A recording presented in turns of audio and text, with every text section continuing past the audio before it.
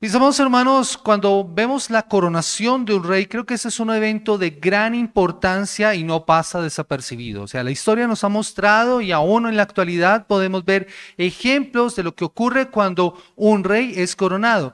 El más reciente y tal vez el más importante, el más renombrado es el del rey Carlos III de Francia, quien fue coronado como rey en Inglaterra o rey de Inglaterra en septiembre del año 2022.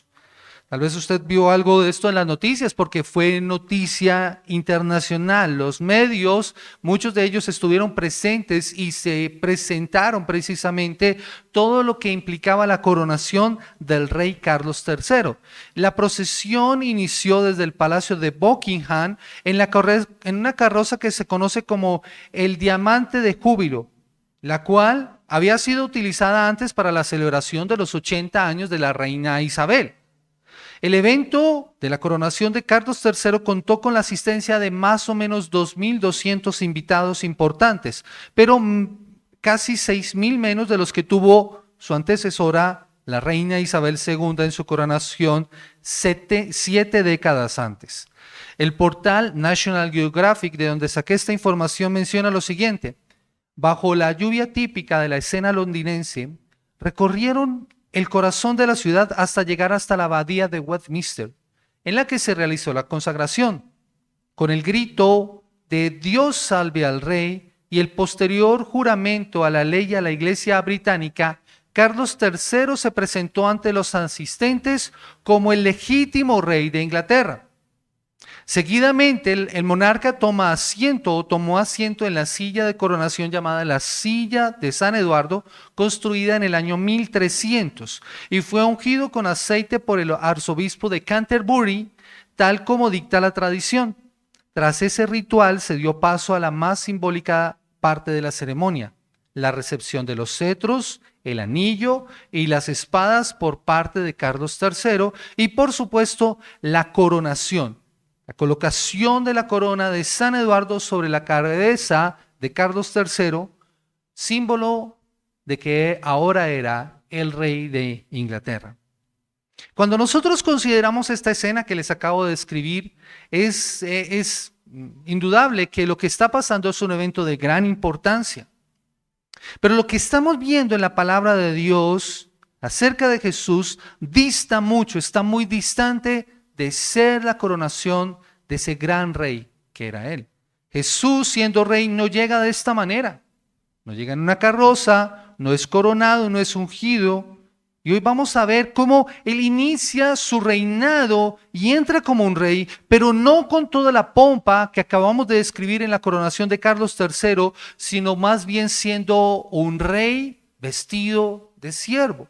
La semana pasada, como estuvimos viendo en el Evangelio de Marcos, Marcos nos estaba mostrando el inicio del Evangelio y la llegada del rey a través de su precursor, el precursor del Mesías, Juan el Bautista. ¿Recuerdan ustedes aquel que la voz que clamaba en el desierto: preparad el camino del Señor, haced sendas derechas para sus pies? Esa fue la entrada de Jesús. Él se encuentra bautizando en el río Jordán y predicando sobre el arrepentimiento y perdón de los pecados. Ahora, Marcos, recuerdan, utilizaba pasajes del Antiguo Testamento para indicar quién es Cristo y qué vino a hacer, y de este modo está situando a Jesús y su ministerio en la continuidad de la historia del pueblo de Israel, pero que no solamente estaba afectando al pueblo de Israel, sino que afectaría a toda la humanidad.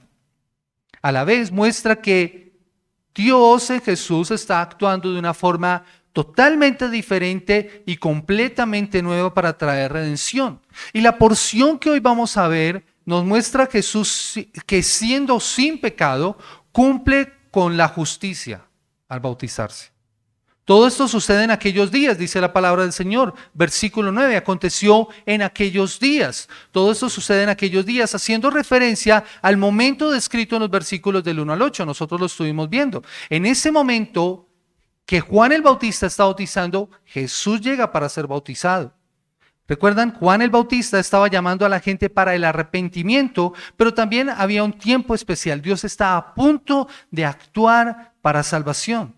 Y desde el principio, el ministerio de Jesús se ve confrontando también los poderes del mal. personificados en este momento por Satanás, que se presenta luego del bautismo en la tentación en el desierto.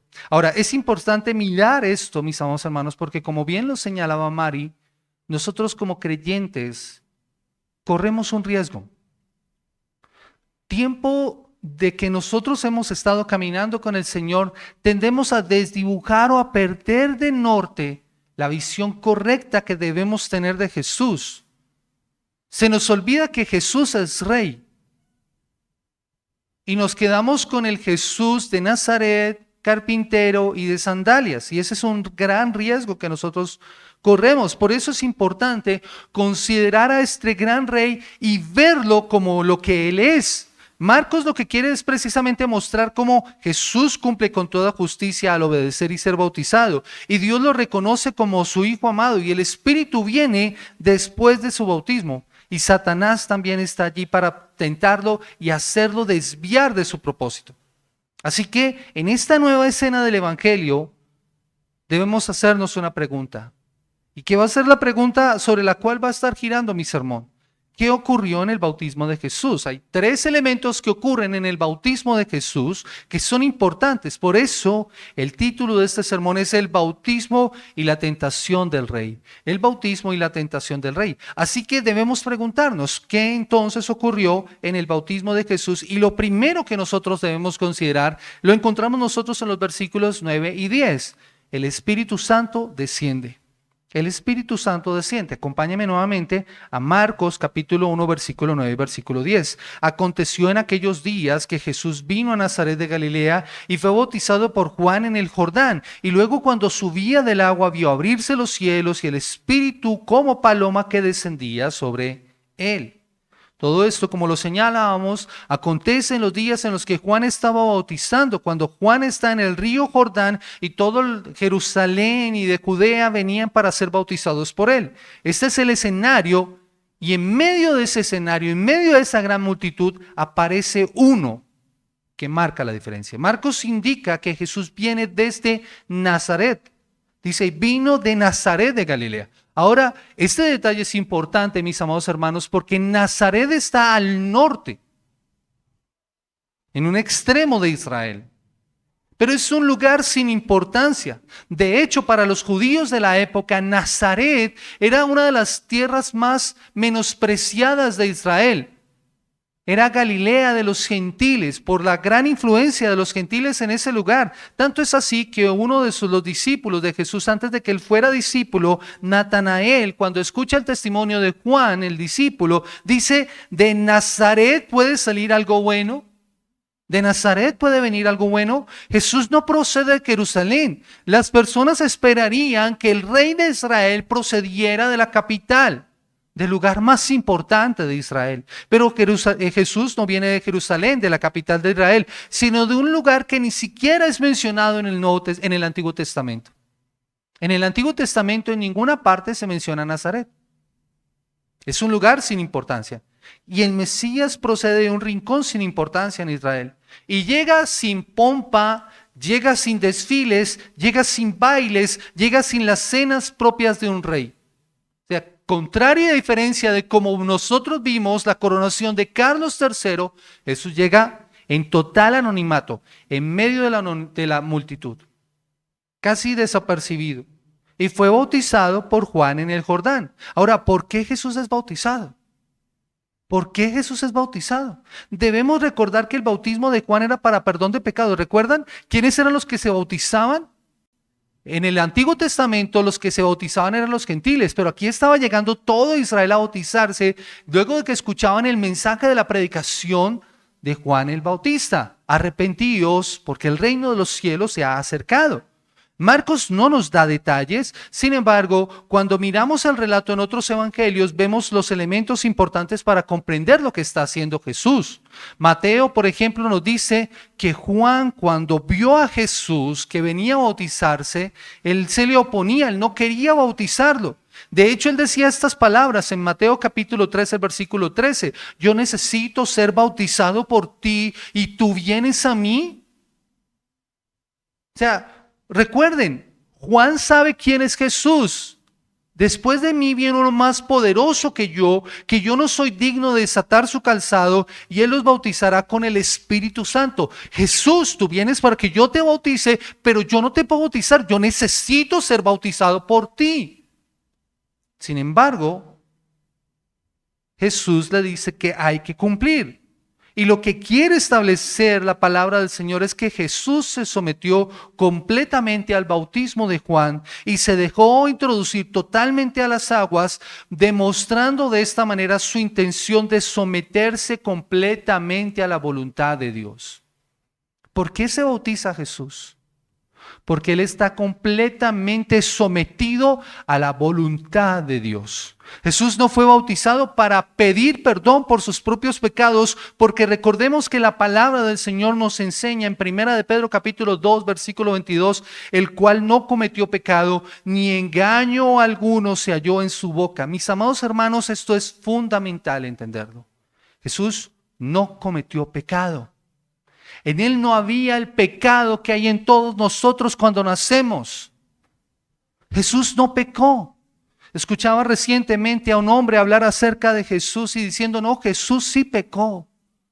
Que para él era imposible no pensar en Jesús siendo de niño desobedeciendo a sus padres. Por Dios santo, qué herejía tan grande. Y hay personas que hoy en día creen esto. Mis amados hermanos, la palabra señala claramente que Jesús no cometió pecado ni se halló engaño alguno en su boca. Si Jesús hubiera pecado, su sacrificio y aún su bautizo hubiera sido solamente por sus propios pecados y no nos hubiera podido redimir. Viene la importancia de comprender esta verdad. Jesús no necesita arrepentirse, sino que se bautiza para cumplir toda justicia, dice Mateo capítulo 3, el versículo 15. Jesús se bautiza para cumplir toda justicia y lo hace para mostrar lo que el bautismo también representa. Mis amados hermanos, el bautismo representa un cambio de dirección y un cambio de actitud hacia Dios. Juan bautizaba para arrepentimiento y para perdón de pecados. ¿Qué hacía la gente? Confesaba sus pecados y se bautizaban. Y eso es la disposición a ir ahora en dirección hacia Dios. Eso es lo que representa el bautismo. Juan en su bautismo está indicando esa renovación para el pueblo de Israel y el llamado para que huyan de la ira venidera y del justo juicio de Dios. Cuando una persona se bautizaba en ese momento, y es lo mismo que acontece hoy, ¿qué es lo que estoy diciendo? Yo me estoy poniendo a cuentas con Dios. Estoy confesando mis pecados, reconozco que soy pecador y quiero colocarme en la correcta relación con Dios. Evidencia de ese cambio interno es el acto externo del bautismo. Jesús ahora está actuando de esta manera, se une a la renovación de Israel y pone en marcha los propósitos de Dios para el mundo cuando se humilla bautizándose. Mis amados hermanos, Jesús al bautizarse se está humillando porque Él no cometió pecado. Dice claramente la Escritura, al que no conoció pecado por nosotros fue hecho pecado, para que nosotros fuéramos hechos justicia de Dios en Él. Jesús se humilla en el bautismo. Es ese rey que se pone en nuestros zapatos y toma nuestra condición. Él se humilla y se pone al lado de pecadores por los cuales más adelante va a morir. Así que con su bautizo inicia un camino de obediencia como siervo que finalmente lo va a llevar hasta la cruz. Ese acto de obediencia que no empezó allí, sino aún desde antes de la fundación del mundo, cuando el Padre decide establecer su plan de redención y el Hijo dice, yo iré a morir por ellos. Y aquí es demostrado para nosotros. En el bautismo Jesús se somete humildemente a las condiciones humanas y no hace uso de su título de rey, sino toma la posición de un siervo. Eso es lo que está haciendo Jesús. Y lo que ocurre es sorprendente. Dice la palabra del Señor, versículo 10, y luego cuando subía del agua, vio abrirse los cielos y el Espíritu como paloma que descendía sobre él. Eso significa inmediatamente. Tan pronto Jesús se somete al bautismo y se bautiza y tan pronto sale, dice, y luego, eso es lo que acontece.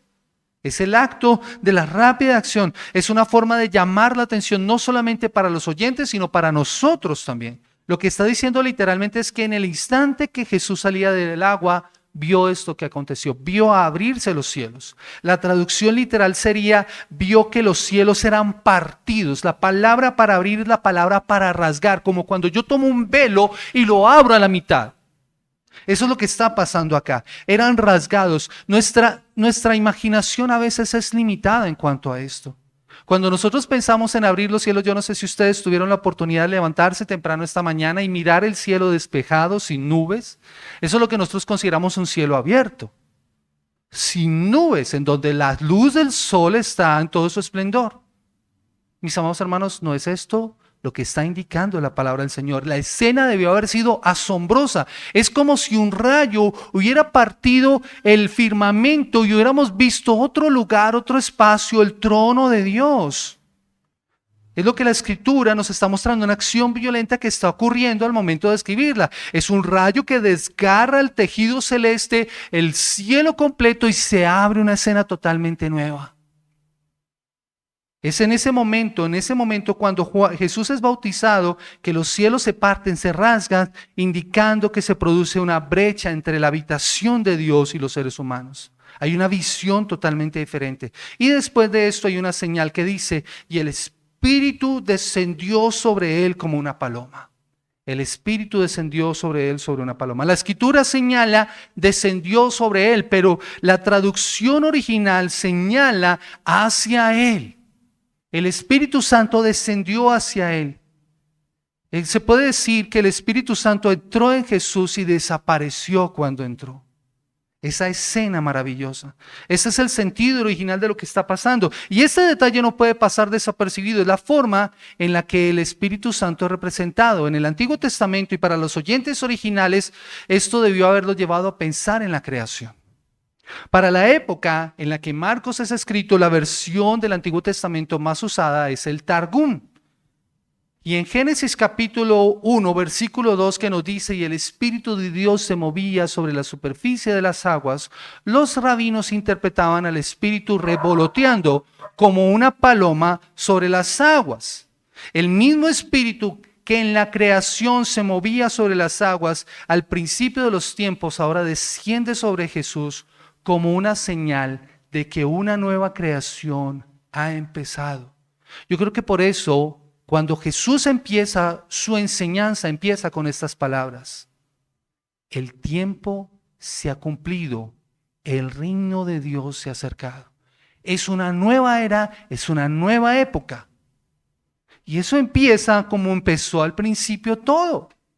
Hay algo completamente nuevo. El comienzo del Evangelio es también el principio de una nueva creación, el principio de una nueva época. En esta ocasión el Espíritu no se mueve sobre una creación sin forma, en una tierra desordenada y vacía, sino que desciende sobre el Salvador por medio del cual Dios quiere transformar a la humanidad. Él quiere transformar a sus escogidos y quiere transformarnos a nosotros. Pero no solamente está presente el Espíritu Santo, sino también Dios Padre está presente en el acontecimiento. Y ese es precisamente el segundo punto. ¿Qué acontece en el bautismo de Jesús? El Espíritu Santo desciende y también Dios habla. Versículo 11, dice la palabra del Señor: y vino una voz de los cielos que decía, tú eres mi Hijo amado, en ti tengo complacencia. Tú eres mi Hijo amado, en ti tengo complacencia. Aparte de esta manifestación visible de los cielos abriéndose, del Espíritu Santo dirigiéndose a Jesús y entrando en él, hubo una voz también, hubo una señal audible de este acontecimiento, una voz, la voz del cielo de Dios hablando acerca de Jesús y de su deidad. Esa voz se dirige hacia Cristo en aprobación por su obediencia. Noten lo que dice esta voz: y este es mi Hijo amado, en él tengo complacencia. ¿Qué decía esa voz? Esas palabras son importantes, porque lo que está mostrando es a Jesús como el único Hijo objeto del amor singular del Padre. Se usa solo para Cristo. Este es mi Hijo amado. El salmista en alguna ocasión habló acerca de los ángeles y es las palabras que usa el autor de Hebreos para señalar la preeminencia y la importancia de Cristo, mis amados hermanos. ¿A cuál ángel dijo el Señor, mi hijo eres tú? ¿A qué ser de la creación Dios le ha dicho eso? Solo el Hijo de Dios tiene esa preeminencia y ese lugar exclusivo como Dios y Señor. Se usa solamente para Cristo. Jesús es único en amor, único en especie, especialmente amado. Pedro, de hecho, es el mismo testigo. Pedro escucha estas palabras una ocasión en el monte de la transfiguración. ¿Recuerdan? Jesús le dice a 3 de sus discípulos que suban al monte y allí en presencia de ellos se transfiguró y estaban Elías y Moisés hablando con él. Y en ese momento se escucharon estas palabras: este es mi hijo amado, a él oíd. Y Pedro fue tan impactado por esas palabras que en 2 de Pedro capítulo 1 versículo 17 dijo esto: pues cuando recibió honor y gloria de Dios el Padre, la majestuosa gloria le hizo esta declaración: este es mi hijo amado en quien me he complacido. Este es el Hijo de Dios. Y esto no es nuevo, mis amados hermanos. Esto de inmediato para los oyentes originales y para nosotros debería llevarnos al Antiguo Testamento. Hay varios pasajes en el Antiguo Testamento que pueden usarse para entender lo que está pasando. Esto que está aconteciendo es importante. Una referencia la encontramos nosotros en Isaías capítulo 42, el versículo 1. Isaías capítulo 42, versículo 1, si lo quiere buscar. Dice la palabra del Señor en Isaías capítulo 42: he aquí mi siervo a quien yo sostengo, mi escogido en quien mi alma se complace. He puesto mi espíritu sobre él. Él traerá justicia a las naciones. Ahora, esta porción de quién está hablando. Isaías habla del siervo sufriente que ha venido a gobernar. Isaías habla de un siervo sufriente que ha venido a gobernar. Esa era una expresión usada en el Antiguo Testamento para referirse a los hijos de David que eran herederos del trono. Ahora, ¿recuerdan que Jesús es descendiente de David? Por eso estas palabras se aplican directamente a Jesús, se aplican al unigénito Hijo de Dios, el siervo sufriente que ha venido a gobernar, pero no es la única porción. Salmo capítulo 2, versículo 7 dice así: ciertamente anunciaré el decreto del Señor que me dijo, mi hijo eres tú, yo te he engendrado hoy. El salmista habla acerca del ungido, al cual el Padre le ha dado por herencia a las naciones. Por eso en esa porción que dice, pídeme y te daré por herencia a las naciones. Pero ¿quién es el que debe pedir? El unigénito Hijo del Padre, lleno de gracia y de verdad. Él es el dueño del cumplimiento de esas palabras. Y ambos pasajes tienen un elemento en común. ¿De quién están hablando? De uno que es rey, exaltado. Y en relación a esta frase es la preferencia. Dios tiene un único hijo y ese hijo es Jesús. Es un anuncio en el sentido de que Dios ha puesto a Jesús para gobernar sobre su pueblo y que Él como rey asume el reinado que le corresponde, solo que aún no ha llegado su momento de su entronación. Eso es lo que nos está mostrando este pasaje, pero más adelante encontramos nosotros ese anuncio nuevamente en Marcos capítulo 9, versículo 7. Acompáñeme allí, Marcos capítulo 9, versículo 7. Precisamente en la escena de la transfiguración. Dice la palabra del Señor: entonces vino una nube que les hizo sombra y desde esa nube una voz que decía, este es mi hijo amado, a él oíd. Durante la transfiguración, Jesús les pide a sus discípulos después de esto que no hablen de esto, sino que hasta que el Hijo haya resucitado. Versículo 8, y cuando terminaron, no vieron a nadie más sino a Jesús. Y descendiendo ellos del monte, les mandó que a nadie dijesen lo que habían visto, sino cuando el Hijo del Hombre hubiera resucitado de los muertos. Esas palabras que implican que Jesús es Rey, tendrían su perfecto cumplimiento después de su resurrección. Jesús no es un rey victorioso todavía, sino uno que sufriría. Solo después de su muerte y su resurrección ocuparía un lugar, el lugar que le corresponde. Pero hay un pasaje más en el Antiguo Testamento que francamente a mí me impresiona tremendamente. Génesis capítulo 22, versículo 2. Génesis capítulo 22, versículo 2. Jesús cumple estas palabras.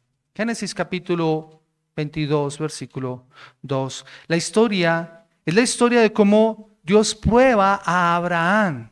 Versículo 22, versículo 2, perdón, dice, y dijo, toma ahora tu hijo, tu único, Isaac, a quien amas, y vete a la tierra de Moriah y ofrécelo allí en holocausto sobre uno de los montes que yo te diré. La historia es dramática, mis amados hermanos. Después de años de espera, Dios cumple su promesa y le da un hijo a Abraham, el heredero, del cual haría de él una nación grande. ¿Recuerdan esa promesa de Dios hacia Abraham? Pero Dios le pide algo muy difícil. Ofrece a Isaac como holocausto. Un holocausto en el Antiguo Testamento era una ofrenda que se sacrificaba y tenía que ser consumida completamente al fuego. Se consumía completamente al fuego. Y Abraham, en obediencia, lleva a su hijo, y cuando está listo para sacrificarlo, Dios le dice que no lo haga porque su fe ha sido probada, ha demostrado su confianza plena en Dios. Mis amados hermanos, Abraham no tuvo que ofrecer a su amado hijo en obediencia al Padre. Pero aquí vemos al amado Hijo de Dios, del cual se dice, en ti me he complacido. Dios está completamente satisfecho con Jesús. El Hijo es quien cuenta con toda la complacencia de Dios, con toda la aprobación de Dios. Miren, los que son padres acá saben de lo que les estoy hablando. Cuando un hijo hace lo que a ustedes les enorgullece, ¿cómo se sienten ustedes? Ustedes se sienten felices, complacidos, se sonríen por su hijo, ¿cierto? Y lo celebran, se sienten orgullosos. Pero de las diversas palabras para elección, yo creo que esta es la que contiene un aspecto emocional muy profundo. Miren, el amor de Dios por aquel a quien Él elegí es muy grande. Dice un comentarista, William Hendrickson, hablando de este pasaje, dice, cuando se trata de un amor profundamente arraigado, absolutamente íntegro, tan grande como lo es el corazón de Dios mismo, hablando acerca del amor que Él tiene por su Hijo. Es también tan inteligente y organizado como lo es la mente de Dios. Es tierno, vasto e infinito. Ese es el amor que Dios siente por su Hijo Jesucristo. Pero lo impactante, mis amados hermanos, de poder hacer esta comparación, de ver a Abraham con su Hijo amado y nuestro Dios con su Hijo amado, es que Abraham en Isaac, allí en el monte Moriah, no lo tuvo que ofrecer como sacrificio. Pero Dios no nos negó a su único Hijo Jesucristo. Dios no nos negó a su único Hijo Jesucristo. El amado es entregado por completo para darnos salvación y vida eterna. Por medio de su sacrificio, mis amados hermanos, tenemos el perdón de nuestros pecados y la vida eterna. Eso, mis amados hermanos, debe conmovernos profundamente. Debe estremecernos hasta la más profunda fibra de nuestro corazón escuchar esas palabras. Dios en el amado nos lo dio todo. Él lo entregó como sacrificio por nuestros pecados. Eso hace que tengamos en Cristo, en el amado, las más grandes promesas. Escucha, por favor lo que tenemos en el amado. Acompáñame, por favor, a Efesios capítulo 1, el versículo 3 al versículo 12. Y yo no voy a explicar nada de este pasaje, solo quiero que lo escuches. Efesios capítulo 1, versículo 3 al versículo 12. Y escucha lo que nosotros tenemos en el amado, en aquel en quien Dios se ha complacido.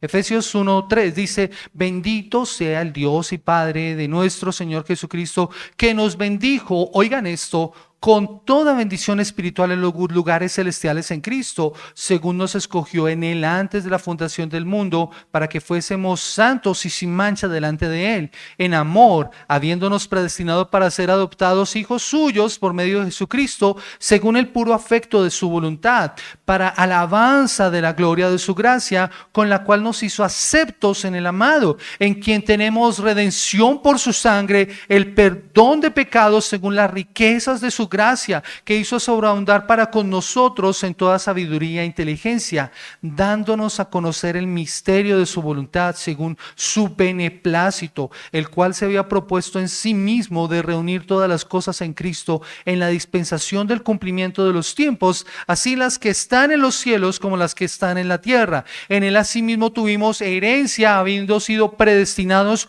conforme al propósito del que hace todas las cosas según el designio de su voluntad, a fin de que seamos para la alabanza de su gloria, nosotros los que primeramente esperábamos en Cristo.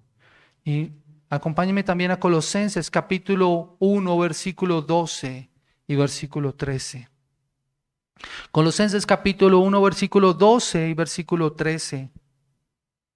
Dice: con gozo dando gracias al Padre que nos hizo aptos para participar de la herencia de los santos en luz, el cual nos ha librado de la potestad de las tinieblas y trasladado al reino de ¿quién? De su amado Hijo, en quien tenemos redención por su sangre, el perdón de pecados. Iglesia, si esto no conmueve tu corazón, si esto no puede impactar nuestras vidas, no sé qué otra cosa podría hacerlo. Si entender esta verdad no cambia la forma en cómo nosotros vivimos nuestra fe, no sé qué otra cosa puede hacerlo. ¿Qué podemos ver en esta escena del Evangelio, en esta gloriosa escena? En el bautismo de Jesús nosotros vemos una representación de la creación del mundo en la que tres partes participan de forma activa: Dios, el Espíritu y la palabra de Dios a través de la cual Él crea. Estas tres mismas partes están presentes en el bautismo de Jesús. El Padre, que es la voz, el Hijo, que es la palabra, y el Espíritu Santo, que está revoloteando como una paloma. Marcos entonces nos está dirigiendo hacia la creación, de la misma manera en que la creación original, dice un comentarista, del mundo fue un proyecto de Dios en tres personas. La redención del mundo, el rescate y la renovación de todas las cosas, que comienza ahora con la llegada del Rey, también es un proyecto de tres personas. El Padre está complacido con el Hijo es enviado para producir la redención, el Espíritu Santo es enviado para convencer de pecado, de justicia y de juicio. Vemos al Dios, el Padre, quien por medio del Hijo se dispone a hacer. Él viene al hombre en la persona de Cristo con la guía de su Espíritu Santo. Esta entrada gloriosa en la historia es la que trae redención a nuestras almas.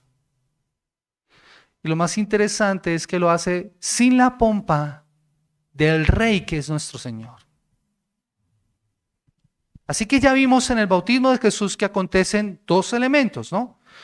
El Espíritu desciende, Dios habla, pero hay un tercer personaje y su acción que también entran en escena y que encontramos nosotros en los versículos 12 al 13. Satanás tienta, versículo 12 al 13. Y luego el Espíritu le impulsó al desierto y estuvo allí en el desierto 40 días y era tentado por Satanás y estaba con las fieras y los ángeles le servían. Miren lo que está pasando, ¿no? Jesús es bautizado. El Padre es complacido con Él, lo dice, lo manifiesta audiblemente. El Espíritu Santo ahora guía al Señor hacia el desierto. Marcos enfatiza la rapidez de lo que esto está pasando. Miren lo que dice: y luego el Espíritu Santo le impulsó al desierto. Está usando esa expresión de enseguida, le impulsó. Eso es una acción bien violenta, ¿no? Echar fuera, enviar fuera, arrojar fuera. Es la sugerencia o la intención del autor. Es como esa piedra que uno lanza contra algo. Es una acción violenta. Jesús es empujado al desierto, pero esto no significa que él esté resistiéndose a esto. Él sabe que debe ir, siente el impulso y va allí. Simplemente nos está mostrando el poder irresistible del Espíritu Santo cuando Él guía a una persona a cumplir una tarea para la cual ha sido elegida por Dios. Eso mismo debemos sentir nosotros, todos aquellos que tenemos el Espíritu Santo, el impulso a hacer aquello que el Señor nos ha mandado a hacer. Pero la tentación de Jesús viene justo después de su bautismo. Y eso es bien interesante, mis amados hermanos. El Padre, ¿escuchan las palabras del Padre? Este es mi Hijo amado, en Él tengo complacencia. Cuenta con el Espíritu Santo. ¿Por qué no iniciar su ministerio de inmediato? Pero no, antes tiene que pasar por el desierto. El Espíritu Santo lo motivó a ir al desierto. Y nuevamente Marcos no nos da muchos detalles. Pero otros evangelios sí nos sirven para entender mejor esta escena. En Mateo nos dice que Jesús fue llevado al desierto para ser tentado por Satanás y que durante 40 días estuvo ayunando. Y era tentado. Algunas personas asumen que la tentación vino al final de los 40 días, porque eso es lo que nos señala Mateo, ¿cierto? Después de los 40 días dice, y él tuvo hambre, y entonces vino el tentador y le dijo, di a estas piedras que se conviertan en pan. No, estuvo siendo tentado todo el tiempo. Y eso es bien importante. Lo que quiere decir es que la palabra tentación lo que quiere decir es poner a prueba con la mira de destruir, tanto en el sentir de intentar que haga algo. O sea, él es tentado para destruir sus planes, pero también para que, o intentar que él haga esto. La tentación implica siempre la posibilidad de que una persona que está siendo tentada sucumba a la tentación. Mis amados hermanos, todos nosotros diariamente somos tentados. El asunto no es, o el problema no es la tentación. El asunto es cuando tú y yo cedemos ante esta.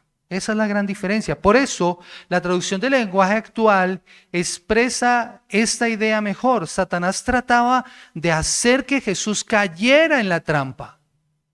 De que Jesús cayera en la trampa. Por eso el texto griego dice, siendo tentado. Hacer que él cayera en la trampa. Así que la tentación duró varios días, no solamente al final. Y ahí Mateo nos explica también cuáles fueron esas tentaciones, ¿no? Al final, esas 3 tentaciones parecen ser que fueron el clímax de todo ese proceso. Inmediatamente Jesús, después de salir de su bautismo y antes de iniciar su ministerio público, se encuentra con el enemigo, con el tentador, con Satanás, quien quiere desviarlo de su misión. Satanás es el adversario, pero no es simplemente la personificación de las malas influencias, sino aquel que quiere intentar que el corazón se desvíe de los planes de Dios. Satanás tienta a Jesús, quien es consciente de su tarea y se resiste a los esfuerzos de ser desobediente a esa tarea que Dios le ha mandado. Por eso Mateo y Lucas describen mejor la tentación. Y quiero usar las palabras aquí de un comentarista para que podamos comprender mejor esto, las tentaciones que enfrentó Jesús. La primera tentación es a usar su poder para propósitos que no iban de acuerdo a la misión que se le había encomendado. Y Jesús resiste a esto no haciendo caso a esas palabras. ¿Recuerdan esas palabras? Si eres el Hijo de Dios, di a estas piedras que se conviertan en pan. Siempre me ha llamado la atención esas palabras. Jesús escucha, este es mi Hijo amado. Satanás quiere que él demuestre. Porque si las piedras no se hubieran convertido en pan, ¿qué hubiera quedado demostrado? Que Jesús no es el Hijo de Dios. Pero Jesús, ¿qué hace? Jesús sucumbe a esa tentación como a decirle, yo te voy a demostrar que sí soy el Hijo de Dios. No. Miren, mis amados hermanos, eso es algo que yo le digo constantemente a mis estudiantes también en el colegio. Y es una verdad. Mira, Satanás siempre va a hacer que tú pongas en duda quién eres tú en el Señor. Él quiere que tú dudes que tú eres un hijo de Dios. Él va a poner en duda o va a hacer que tú pongas en duda tu identidad en Cristo. Satanás no te va a obligar a caer en la tentación. Eso es una decisión que cada uno de nosotros tomamos. Pero él sí va a usar estrategias o acciones para que tú cedas y dudes de quién eres tú. Y dudes de las palabras que has creído. Eso fue lo que hizo con Jesús. La segunda tentación, ¿cuál fue? Usar a Dios. Buscar ayuda por razones egoístas o con un falso recurso de la Escritura. ¿Recuerdan? Si tú eres el Hijo de Dios, el Señor dice, vamos, mira, te voy a colocar aquí en el templo, di que el Señor envíe ángeles para que tu pie no tropiece en piedra. ¿No es que así dice la Escritura? Usar a Dios como herramienta. Y Jesús rechaza ese intento. La tercera tentación es más abierta porque le está ofreciendo dominio y control sobre el mundo en vez de seguir a Dios siguiendo a Satanás. Todo esto te daré si postrado me adorares. Pero ¿cuál fue la respuesta de Jesús? Jesús se mantiene firme. ¿Y saben cómo responde? ¿Recuerdan ustedes cuál es la respuesta de Jesús? Siempre en cada una de las tentaciones, escrito está. Escrito está.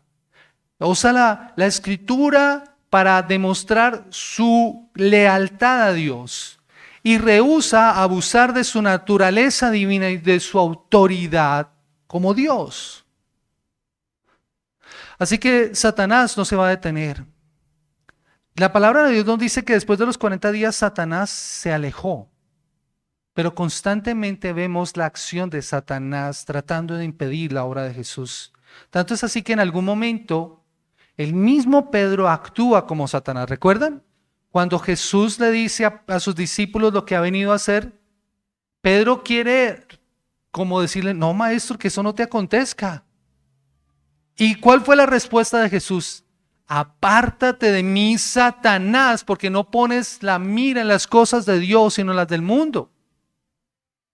Así que mis amados hermanos, Satanás hizo presencia todo el tiempo. De hecho, nosotros vemos la acción de Satanás constantemente y esa confrontación. Cada vez que Jesús está liberando a una persona que está bajo la influencia o el poder de Satanás, es una confrontación para demostrar quién tiene verdadera autoridad. ¿Quién tiene el poder? Es por eso, mis amados hermanos, que nosotros... Yo no entiendo por qué hay personas que todo el tiempo están como tratando de reprender a Satanás cuando Satanás es un enemigo que ha sido vencido por el Señor. Él no tiene poder ni autoridad. El Señor nos ha trasladado del reino de las tinieblas al reino de su amado Hijo. Tú y yo no estamos ya bajo su influencia. Así que nosotros podemos tener confianza. Jesús debía probar aquí también su resistencia a esa tentación para mostrar que Él es el gran sumo sacerdote. Hebreos capítulo 4, el versículo 14 al 16. Vaya conmigo por favor allí. Hebreos capítulo 4, versículo 14 al 16. Dice la palabra del Señor. Hebreos 4, 14 dice, por tanto, teniendo un gran sumo sacerdote que traspasó los cielos, Jesús, el Hijo de Dios, retengamos nuestra profesión, porque no tenemos un sumo sacerdote que no puede compadecerse de nuestras debilidades, sino, oigan esto, uno que fue tentado en todo según nuestra semejanza, pero sin pecado. Acerquémonos pues confiadamente ante el trono de la gracia para alcanzar misericordia y hallar gracia para el oportuno socorro. Así que de la misma manera en que Jesús en obediencia nos cede ante la tentación de Jesús, tenemos ahora uno que puede interceder por nosotros para que nosotros podamos vivir de una forma diferente. Esas son palabras que deberían alentarnos. Miren mis amados hermanos, la tentación ocurre en un lugar. ¿Dónde ocurre la tentación de Jesús? En el desierto. Jesús confrontó sus tentaciones estando solo, aún con las fieras que no podrían presentarle ninguna ayuda. ¿Qué ayuda podría presentarle un animal salvaje que pudiera haber allí en el desierto? Ninguna. Y la tentación que nos narra Mateo y Lucas, hay un detalle único que nos está revelando Jesús, la total soledad de Jesús. el completo aislamiento que estaba experimentando. Nadie lo acompañó en ese momento. Nadie lo acompañó. El desierto fue el lugar más apropiado para esa experiencia que estaba viviendo Jesús. Para muchos en la época, el desierto era un lugar maldito, no cultivado. Era la evidencia precisamente de la salida del jardín del Edén. Un lugar inhóspito, salvaje, difícil de trabajar, el paraíso perdido, pero era además la esfera de Satanás. Era el lugar que Satanás controlaba. Jesús se enfrenta a Satanás en su terreno y toma el primer paso para derrocar su reino malvado. Eso es lo que está haciendo Jesús. Ya Satanás no gobierna. Por eso, ¿notan? Jesús nos trasladó del reino de las tinieblas al reino de su amado Hijo. Al final, ¿qué hace? Dice la palabra del Señor que los ángeles le servían. La idea es que los ángeles se encargan de que a Jesús no le faltara nada, ni física, ni emocional, ni espiritualmente. Jesús es continuamente confortado por esos enviados en ese momento de prueba. Nuevamente, aquí podemos hacer un paralelo con la creación, con Génesis, pero esta vez hacia la caída. En el bautismo nosotros vemos la creación y al Dios creador, pero en la tentación nosotros vemos nuestra propia caída también. Y ahí tenemos que hacer un paralelismo. Dios crea al ser humano y después viene la tentación, ¿no? El tentador. Satanás hablando con la mujer y ellos cediendo. Lo mismo ocurre en la vida de Jesús al inicio del Evangelio. Pero a diferencia de lo que ocurrió en el jardín, Jesús vence. Adán fue tentado en un jardín, miren, con todas las cosas. ¿Qué le faltaba a Adán en el jardín? Lo tenía todo, de todo árbol del huerto podía comer.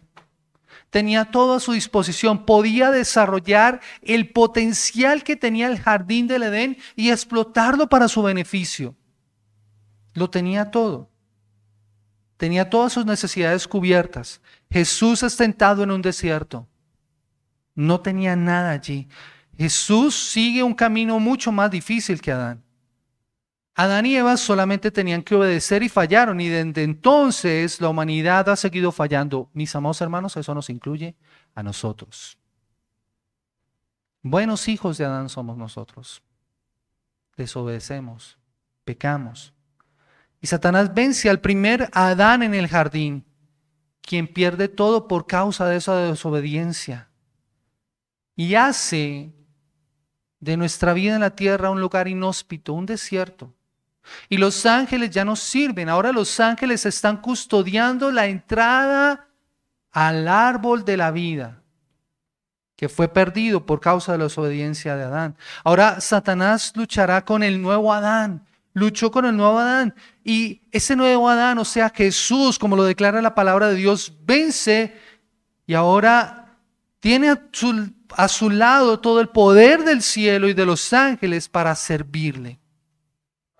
Esta es la esperanza que nosotros tenemos. Mis amados hermanos, podemos resumir este pasaje de la siguiente manera. Podemos resumir este pasaje que estamos estudiando en esta mañana de esta manera. Jesús no se bautizó debido a que fuera un pecador, porque él nunca cometió pecado. Su bautismo en el agua es un cuadro del bautismo en la cruz, del sufrimiento y su obediencia al Padre, cumpliendo toda justicia. Mediante su bautismo, su vida, su muerte, y su sepultura y su resurrección es que nosotros tenemos vida. La presencia de la voz del Padre y del Espíritu reconocen que Jesús es el Señor. Y su victoria sobre Satanás es una prueba adicional de su condición divina como hijo. El primer Adán falla la prueba en un jardín hermoso, pero Jesús, nuestro postrer Adán, venció al enemigo en un desierto terrible. Mis amados hermanos, ¿cómo podemos aplicar este pasaje en nuestras vidas? Debemos reconocer que muchas veces nosotros hemos cedido ante la tentación de Satanás y hemos pecado. A razón del pecado de Adán y Eva en el jardín del Edén, nuestra naturaleza está inclinada al pecado y por esa razón nosotros cedemos con tanta facilidad. En maldad hemos sido concebidos. Cedemos. Pero mis amados hermanos, tenemos esperanza. Jesús venció a Satanás en el desierto, en total soledad, y por esa razón nosotros podemos acogernos en su gracia para poder vencer la tentación y el pecado que nos distrae de los planes y de los propósitos de Dios para nuestras vidas. Del propósito perfecto de Dios. Tenemos, como lo leíamos en Hebreos 4, un sumo sacerdote que fue tentado en todo, pero que no pecó. Y el autor de Hebreos nos da lo que nosotros debemos hacer. Debemos acudir a esa gracia que Él nos ofrece para el oportuno socorro. Miren, la palabra de Dios dice que cada uno de nosotros es tentado por su propia concupiscencia, pero el Señor juntamente con la tentación nos da la salida. Y nuestra salida es Cristo. Tenemos que poner nuestra mirada en Él y acudir a Él para pedirle fortaleza. Señor, estoy batallando contra esto. Señor, ayúdame a vencerlo en oración. Jesús venció la tentación por medio de la palabra de Dios. ¿Cuánto usas tú la palabra para vencer tus propias tentaciones? ¿La conoces? ¿Por qué te crees tan fuerte para enfrentar la tentación sin la ayuda y la guía del Señor? Tú necesitas de esa gracia. Necesitamos de su Espíritu Santo que nos guíe y vivir siempre bajo su dirección. Pero eso no va a ocurrir, mis amados hermanos, alejado de la oración, alejado de la palabra. Ya no esperes ser fortalecido por el Espíritu si no oras, si no lees tu Biblia.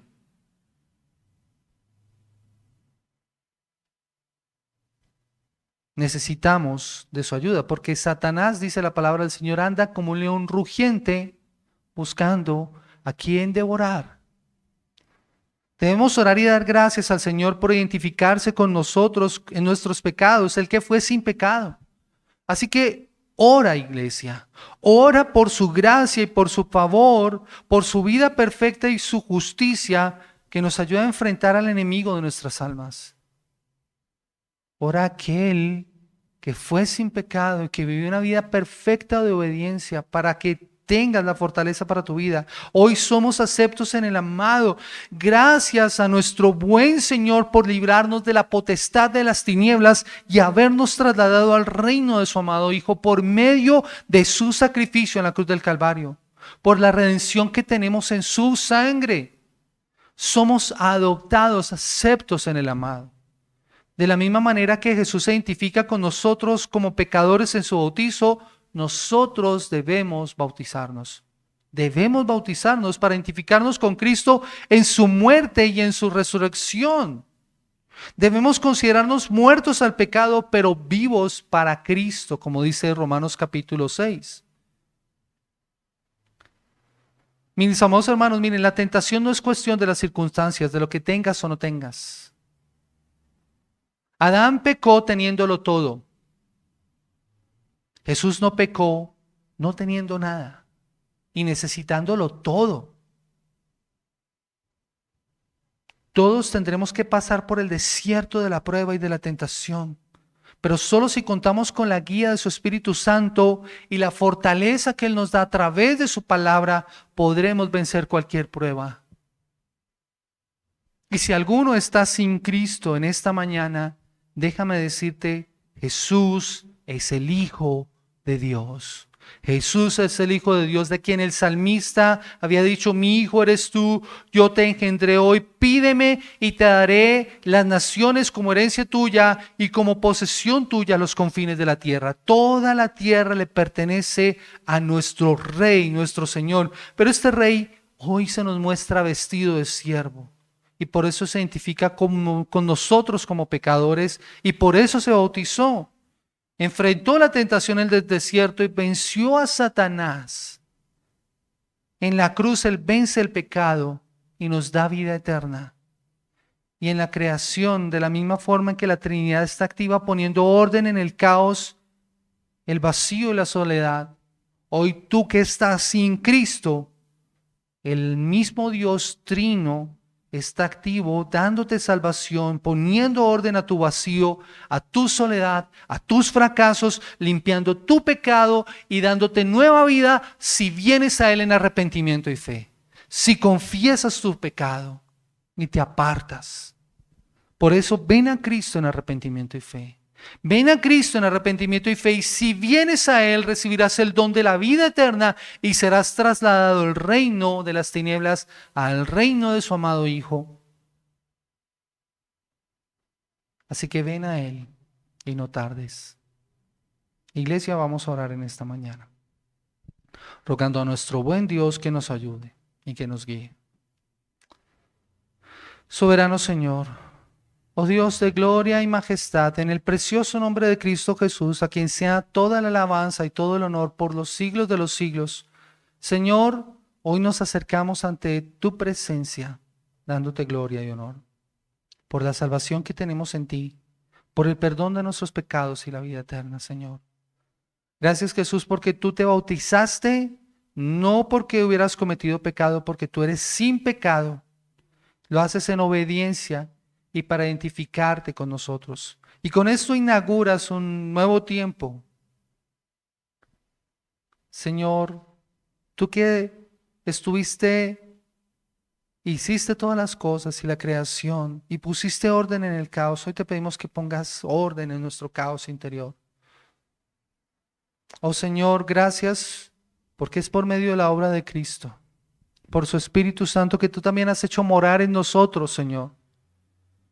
Señor, nuestra lucha, como dice tu palabra, no es contra carne ni sangre, es también contra nuestras pasiones, nuestros malos deseos, Señor, porque ninguno que es tentado puede decir que es tentado de parte tuya, sino que cada uno de nosotros es tentado de su propia concupiscencia, de su propia maldad, el pecado que mora en nosotros por causa de la desobediencia. Te rogamos que tú nos ayudes a enfrentar el pecado y la tentación en nuestras vidas y que nos ayudes a vivir para tu gloria y para tu honra, Señor. Oh, gracias, bendito Señor, por la iglesia aquí presente, aquí reunida, Señor. Señor, ruego que tu gracia y tu favor, tu palabra sea llevada a nuestros corazones y a nuestras vidas. Y seas, Señor, el instrumento que tú usas, bendito Dios, para transformarnos y cambiarnos, Señor, para vivir vidas que honren tu santo y glorioso nombre. Señor, hoy nos sometemos a tu señorío nuevamente y reconocemos que tú eres Rey, Rey de gloria y majestad, pero un Rey que se ha vestido de siervo para darnos salvación y vida eterna. Hoy tú gobiernas, Señor, y nosotros, Señor, nos sometemos a tu gobierno. Oramos a ti en el precioso nombre de tu Hijo amado. Amén. Amén.